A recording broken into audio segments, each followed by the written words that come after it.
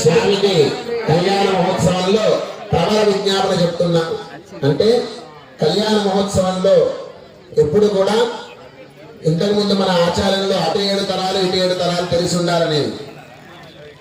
అందుకని కళ్యాణ మహోత్సవం ఎక్కడ జరిగిన మానవ వివాహాల్లో కూడా